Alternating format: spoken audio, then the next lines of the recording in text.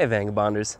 In this video I want to go over one of the questions that one of you viewers sent me through Facebook.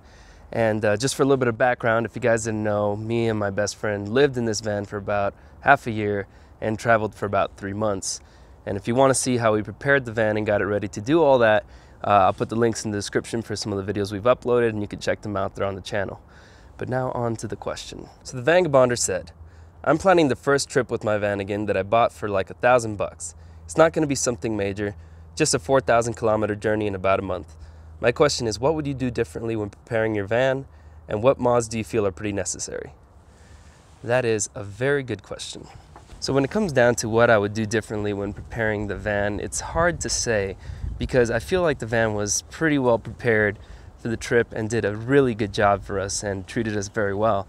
I'd say maybe take a bit more time on the engine. As you can see, it did end up giving us problems, and now I'm in this predicament, which I don't think is too bad. I quite enjoy it here in Colorado. Now, when it comes down to mods, there are some that are extremely important, some that we did and some that we didn't. One mod that I think is pretty important is a secondary power bank, or auxiliary battery.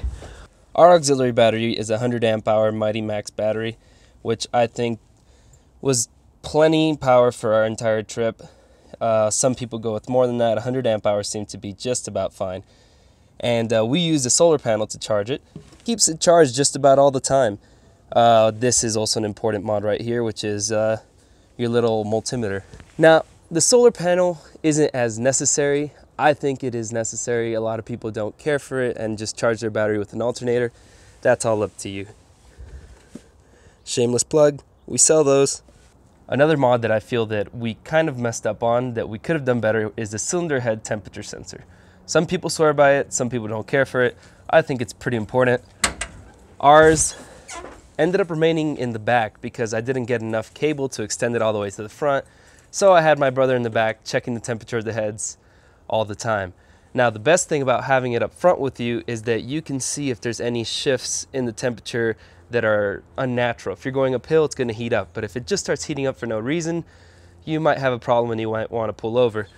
I'm using the Trail Tech cylinder head temperature sensor, which is actually usually used for motorcycles, but it works out great. They have the right size and it's very affordable. Now, I could go on forever about mods that you guys could do, but one that I feel that we missed out on that we should have gone with was the light bar. We found ourselves in some pretty dark roads where we couldn't see anything, and those little headlights don't do much to help you see, not even with the high beams on. So a light bar in the front is pretty important, and thankfully we do have a light bar to install that I will be showing you how I install it in an upcoming video. So if you guys are interested in seeing that, make sure to subscribe to the channel. I'll show you how to mount a light bar in one of these old buses in the way that I see it fit. So 3 mods that I think are pretty important, there's plenty more that I could go over, is the auxiliary battery, cylinder head temperature sensor, and of course a light bar so you can see where you're going at night. It gets very dark out there, especially if you're going through mountains. It was quite terrifying sometimes. Now, as I said, I will be recording and posting a video of how I install a light bar on the bus, so stay tuned for that. But also I want you guys to know that you can ask questions through Facebook or through YouTube, and I'll go through them and see which ones I can make a video about, and I will post it. If you guys are interested in seeing that, make sure to subscribe, like this video because it helps the channel, and support the channel by just spreading the word and posting it if you enjoy it. It has been rather warm lately, and I'm extremely happy about that. So I have been working a bit on the bus, and I will be posting some update videos on how the engine's doing. I have not purchased a compression tester yet, but I will be doing so soon in the next few days. And I just want to say thank you to everyone who's offered to help. I am extremely grateful for that. I will be continuing my work on the bus and documenting it for you guys. As always, thanks for watching. Hit the like button below. Subscribe to the Vangabonders for more Vangabonder stuff. And thank you for being the best viewers ever. What are you? You want a sticker, don't you? Well, lucky you. If you send us an email, you can have your own sticker. Stickers for sale. Email us at vangabonders@gmail.com. What do you think? And that's not the way out.